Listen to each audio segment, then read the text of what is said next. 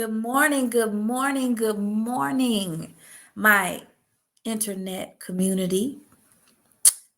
I want to talk about dun, da, da, da, intimate money conversations this morning.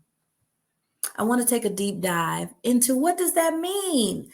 Intimate money conversation is a phrase that we have coined in the SSA family that talks about money in a safe, vulnerable space.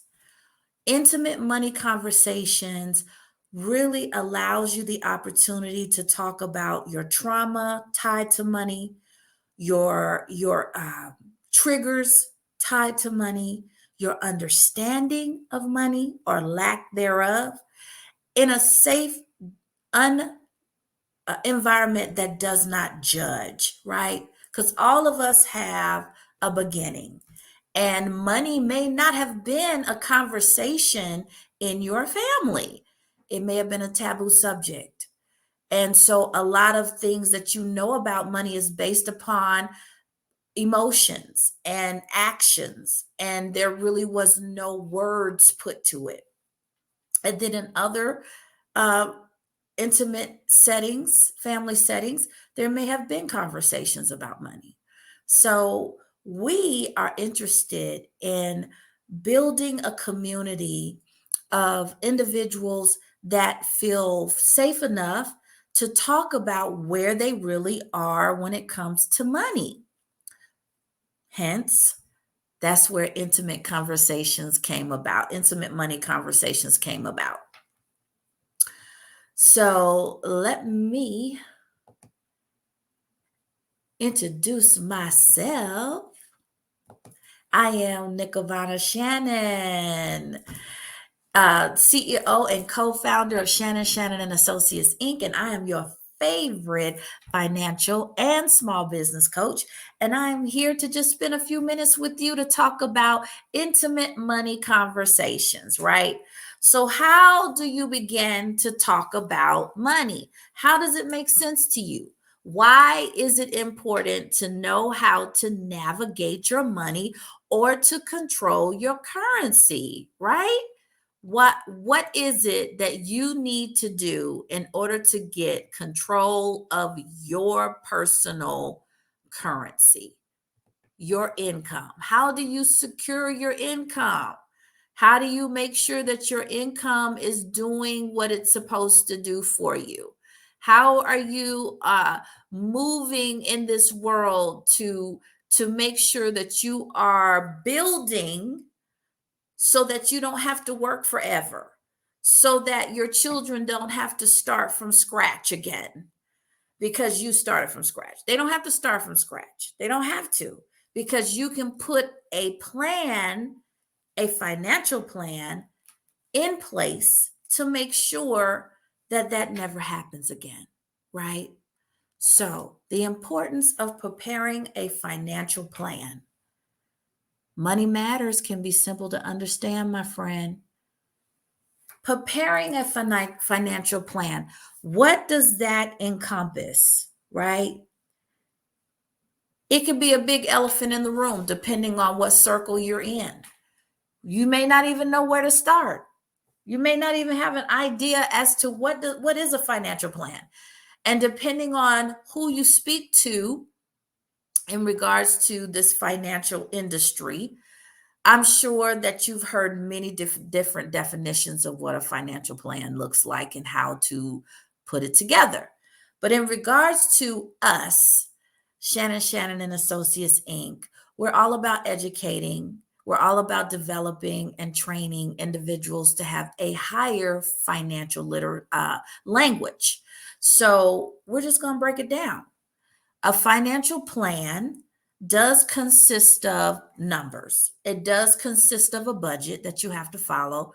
But before you even put these numbers into play and put them into a budget, you got to start with understanding why you need a financial plan, right? Let's talk about it. Let's talk about it. Why do you need a financial plan? And where do you begin? It actually starts with you.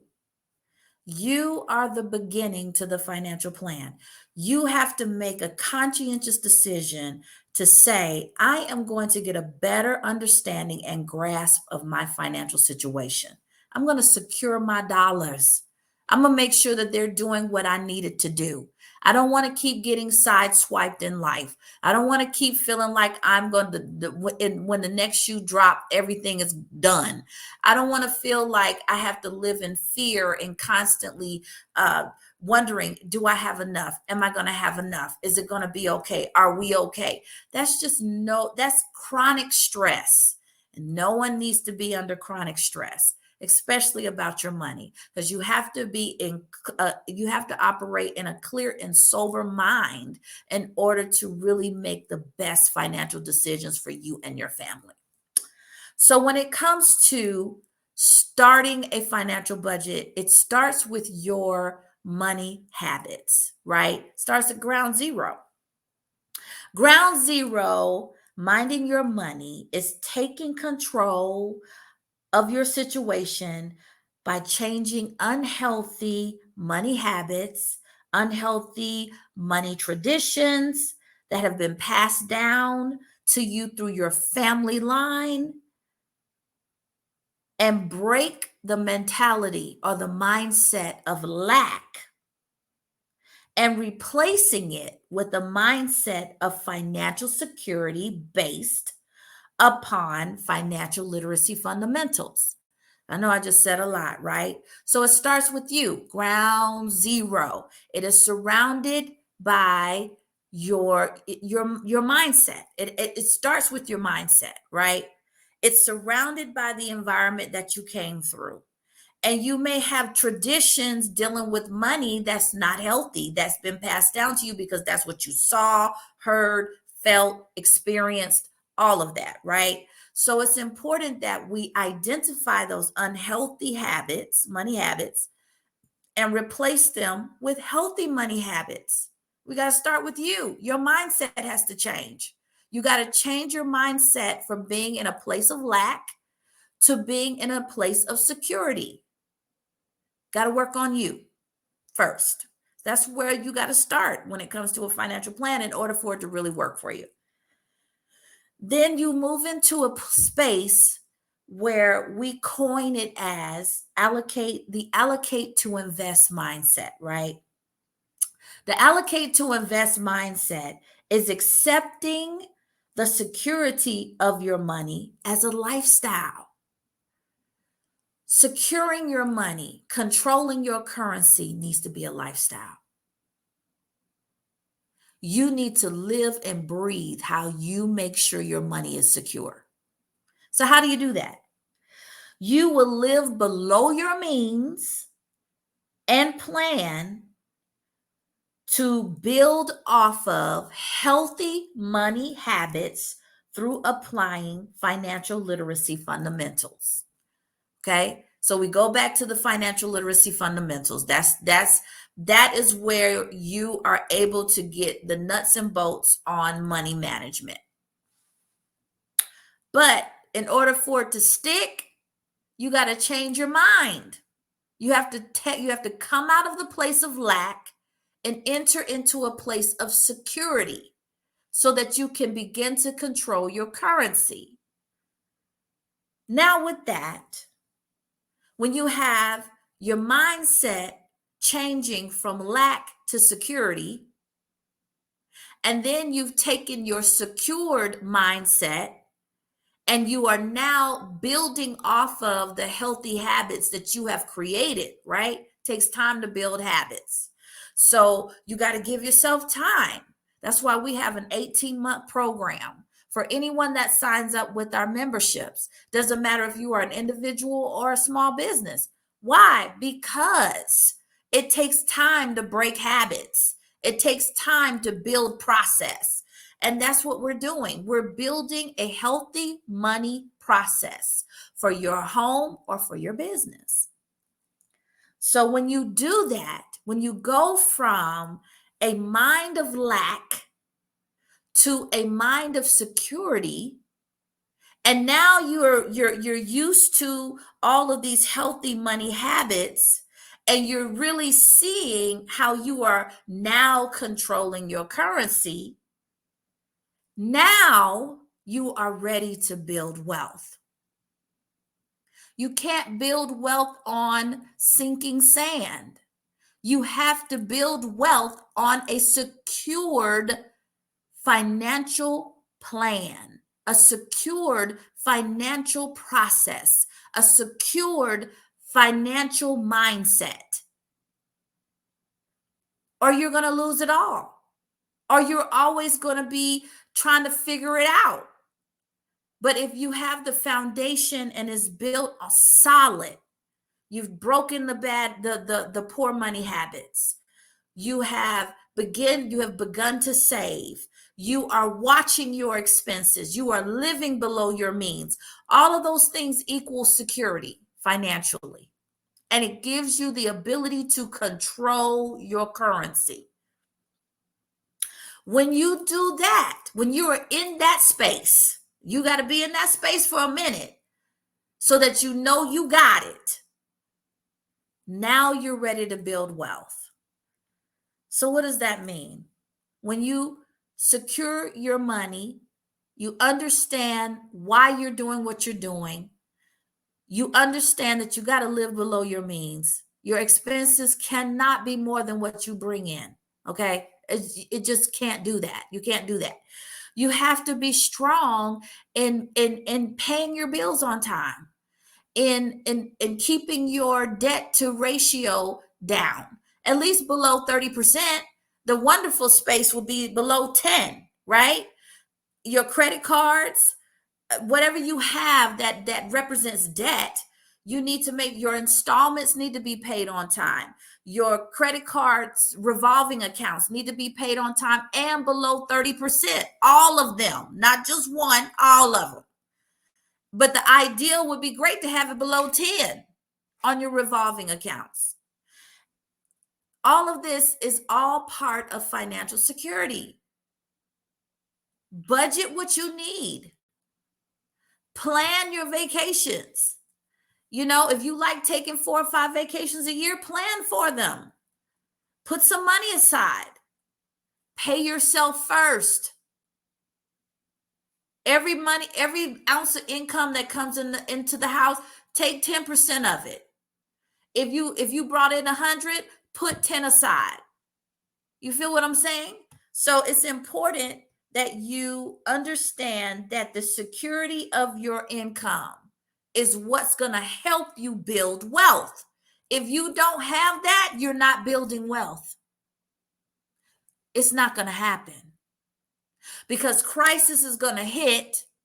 And what's going to happen? You're going to pull out of everything that you think is a luxury, and you're going to go into survival mode. That's why it's important to secure your finances through having healthy money habits, so that when crisis does hit your house, your wealth building is still in place and still intact. Because life happens. Crisis is going to come. So you can't build your money. You can't have your finances built on sinking sand. You just can't. It's not going to work. And you can't build wealth if you do not or know how to secure your income. Whatever that looks like, you got to secure it. Now we are ready to build wealth. Building wealth is based upon your financial portfolio, being diversified with some debt and equity type investments, long-term protection, long-term medical care, and life insurance, right? Long-term protection can look many different ways, but having a long-term medical care plan and having life insurance is very important. You can invest in cryptocurrency as part of your portfolio because it's here to stay. And to have an intentional plan,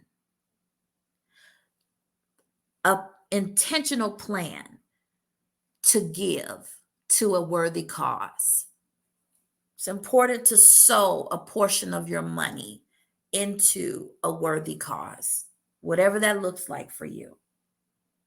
Now, as far as a small business, it's important for you to save as well.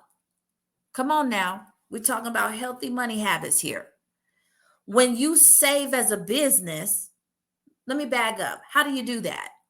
When you bring in returned earnings, right? Which is the same as profits. When you bring in returned earnings, you can take 10% of your returned earnings, everything that comes in, boom. Doesn't matter if it's one invoice or 50. Take 10% of that, put it in a separate account, right? Let's even break it down even more. When it comes to preparing and securing your business financial situation, you can break it out into 4 different accounts, right? I'm going to keep it simple. You can have an account for taxes, account for savings or an emergency fund for your business. You can have an account for expenses, and then you have an account for you, right?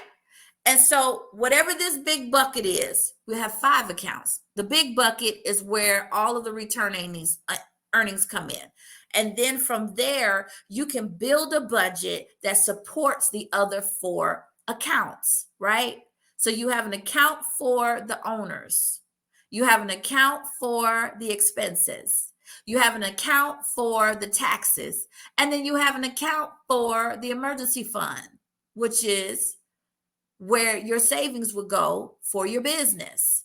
So why would it be good to have 4 different accounts? Because you always got to pay taxes. So it's good to already have a lump that's there just for taxes. You know you're going to have expenses, so you might as well get used to looking at that.